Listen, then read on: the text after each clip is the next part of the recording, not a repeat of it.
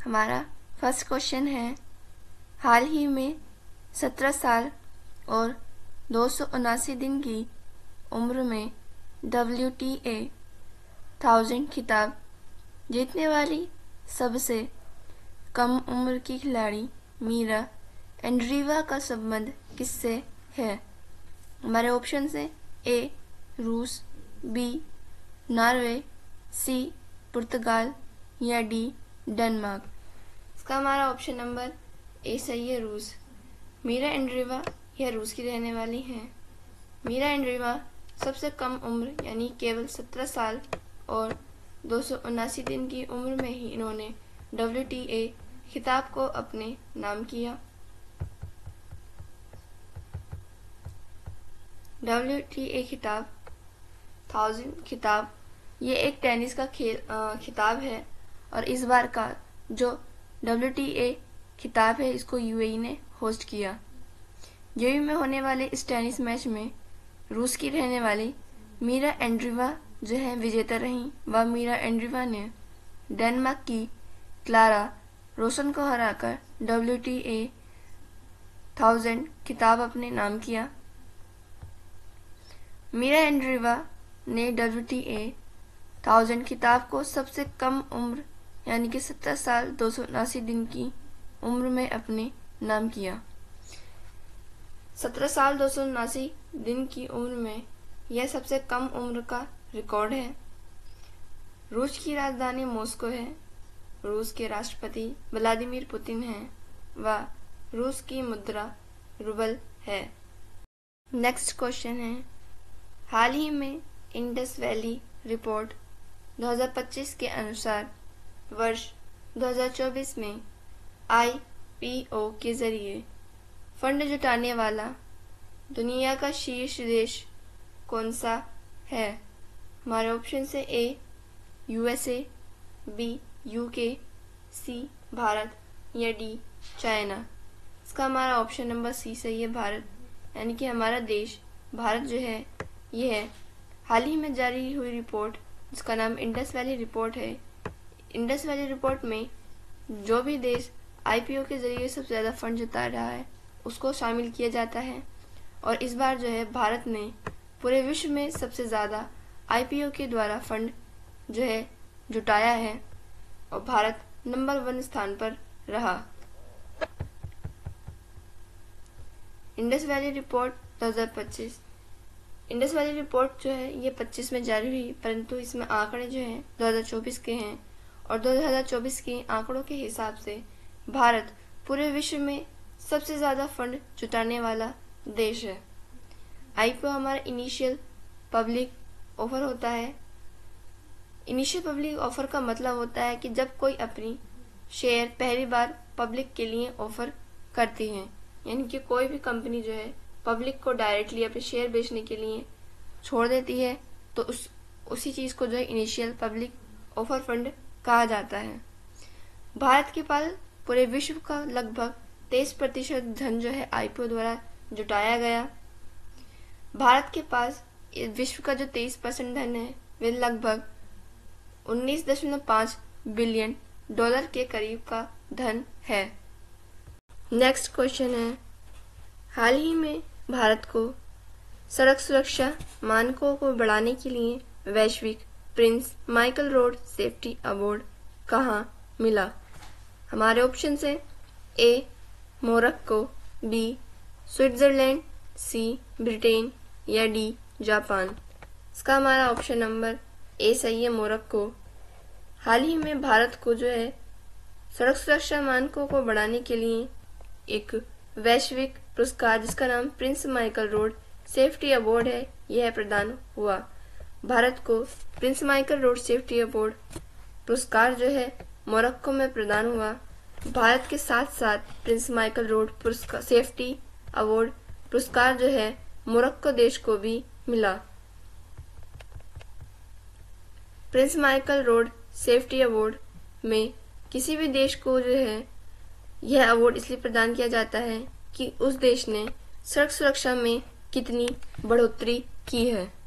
भारत और मोरक्को को जो हाल ही में Prince Michael road safety award प्रदान हुआ है तो ये इस आधार पर हुआ है कि भारत और मोरक्को ने पिछले 10 वर्षों में सड़क सुरक्षा को सुधारा है। भारत और मोरक्को दोनों को ही जो है अवार्ड मोरक्को के शहर मराकेश में प्रदान हुआ। Prince Michael road safety award वैश्विक की बैठक जो है ये मोरक्को में ही होती है और 2025 में हुई बैठक में जो एक टारगेट बनाया गया है और इस टारगेट के हिसाब से 2030 तक रोड एक्सीडेंट को 50% तक कम करना है। यही भारत और मोरक्को का टारगेट सेट किया गया है। मोरक्को और भारत दोनों ही देशों को सड़क सुरक्षा को बढ़ाने पर Prince Michael road safety award से सम्मानित किया गया। नेक्स्ट क्वेश्चन है, हाल ही में भारत ने किस देश में आयोजित बैडमिंटन टूर्नामेंट में पुरुष एकल, मिश्रित युगल और पुरुष युगल का खिताब जीता? हमारे ऑप्शन है ए इंडोनेशिया, बी मलेशिया, सी युगांडा या डी मिस्र। इसका हमारा ऑप्शन नंबर सी सही है, युगांडा। हाल ही में युगांडा में एक बैडमिंटन टूर्नामेंट होता है जिसमें पुरुष एकल, मिश्रित युगल व पुरुष युगल तीनों ही कैटेगरीज में भारत जीतता है। युगांडा बैडमिंटन टूर्नामेंट को युगांडा ने होस्ट किया। युगांडा की राजधानी कंपाला है व भारत ने युगांडा बैडमिंटन टूर्नामेंट के पुरुष एकल का, मिश्रित युगल व पुरुष युगल तीनों का खिताब अपने नाम किया। पुरुष एकल यानी कि सिंगल पर्सन, मिश्रित युगल यानी कि जिसमें महिला और पुरुष दोनों शामिल हैं, व पुरुष युगल जिसमें दोनों ही जोड़ा, एक जोड़ा जो है वह दोनों ही पुरुष हों। इन तीनों में ही जो है भारत ने अब यह खिताब अपने नाम किया है। पुरुष एकल में जो है मैनराज सिंह ने इस बैडमिंटन टूर्नामेंट का खिताब अपने नाम किया। मिश्रित युगल में ईशान व श्रीनिधि ने मिलकर यह खिताब अपने नाम किया व पुरुष युगल यानी कि मेंस जोड़े में जो है अमन मोहम्मद व डिंकू सिंह ने मिलकर यह खिताब अपने नाम किया। तीनों ही कैटेगरीज में भारत ने यह अवार्ड अपने नाम किया है। नेक्स्ट क्वेश्चन है, हाल ही में कार्बन मार्केट पर पहला अंतर्राष्ट्रीय सम्मेलन प्रकृति कहाँ हुआ? हमारे ऑप्शन है ए बेंगलुरु, बी नई दिल्ली, सी मुंबई या डी चेन्नई। इसका हमारा ऑप्शन नंबर डी बी सही है, नई दिल्ली। हाल ही में पहला अंतर्राष्ट्रीय सम्मेलन जिसका नाम प्रकृति है। प्रकृति एक अंतर्राष्ट्रीय सम्मेलन है जो कि कार्बन ट्रेडिंग या कार्बन मार्केट पर होने वाला अंतर्राष्ट्रीय सम्मेलन है। पहली बार हो रहे इस प्रकृति अंतर्राष्ट्रीय सम्मेलन को हमारे देश की राजधानी दिल्ली होस्ट कर रही है। पहली प्रकृति अंतर्राष्ट्रीय कार्बन मार्केट को नई दिल्ली होस्ट कर रहा है व नई दिल्ली में प्रकृति अंतर्राष्ट्रीय कार्बन मार्केट को ऊर्जा दक्षता ब्यूरो आयोजित करा रहा है। यानी कि ऊर्जा दक्षता ब्यूरो की पूरी जिम्मेदारी है नई दिल्ली में हो रहे प्रकृति अंतर्राष्ट्रीय कार्बन मार्केट को आयोजित कराने की। ऊर्जा दक्षता ब्यूरो या BE bureau of energy efficiency भी कहा जाता है। बीई का स्थापना जो है यह 2001 के अधिनियम के तहत हुई व बीई की स्थापना 2002 में हुई। प्रकृति अंतर्राष्ट्रीय कार्बन मार्केट को कराने का जो उद्देश्य है वह यह है कि कार्बन उत्सर्जन को रोका जा सके। कार्बन ट्रेडिंग हमारी यह होती है, कार्बन ट्रेडिंग में सभी देशों को है जो है एक कार्बन इमिशन का टारगेट दिया जाता है। यदि कोई देश कार्बन इमिशन ज्यादा कर लेता है तो वह दूसरे देश से पैसे खरीद कर उसके कार्बन इमिशन की मात्रा को खरीद सकता है। नेक्स्ट क्वेश्चन है, हाल ही में नीति आयोग ने किसकी अध्यक्षता में एम्स के आधुनिकीकरण के लिए समिति का गठन किया? हमारे ऑप्शन है ए Harsh Kumar, B VK. Paul, सी. महेश कुमार अग्रवाल या डी. ज्ञानेंद्र प्रताप सिंह। इसका हमारा ऑप्शन नंबर बी सही है, वी.के. पॉल। वी.के. पॉल को हाल ही में आधुनिकीकरण समिति का अध्यक्ष नियुक्त किया गया है। एम्स की आधुनिकीकरण समिति को जो है नीति आयोग ने शुरू किया है।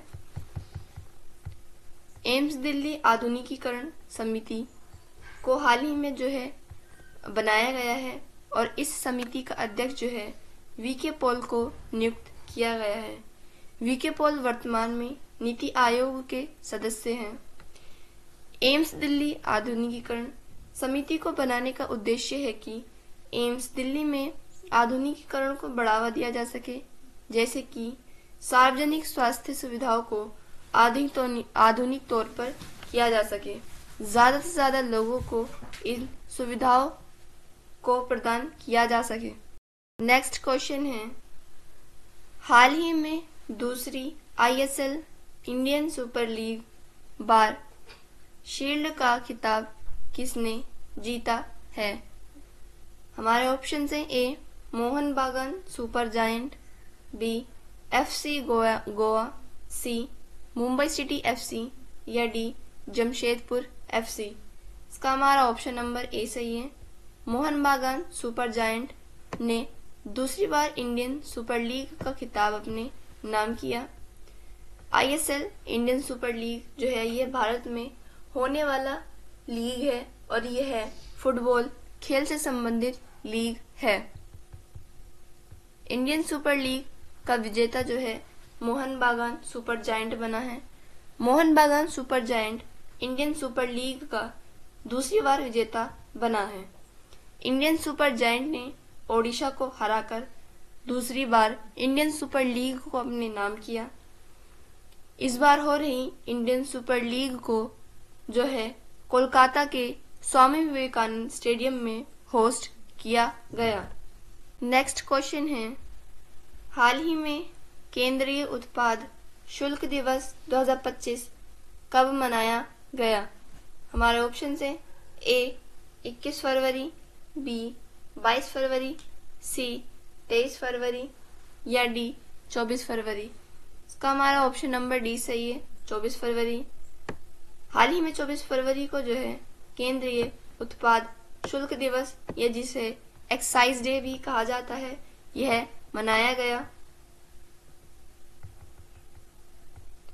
केंद्रीय उत्पाद शुल्क दिवस 24 फरवरी को मनाया गया। केंद्रीय उत्पाद शुल्क दिवस जो है ये 1944 के उत्पाद शुल्क अधिनियम के तहत बनाया गया। वर्तमान में केंद्रीय उत्पाद शुल्क का नाम बदलकर जो है CBIC किया गया है। CBIC यानी कि central bureau of indirect tax और एक्साइज ड्यूटी।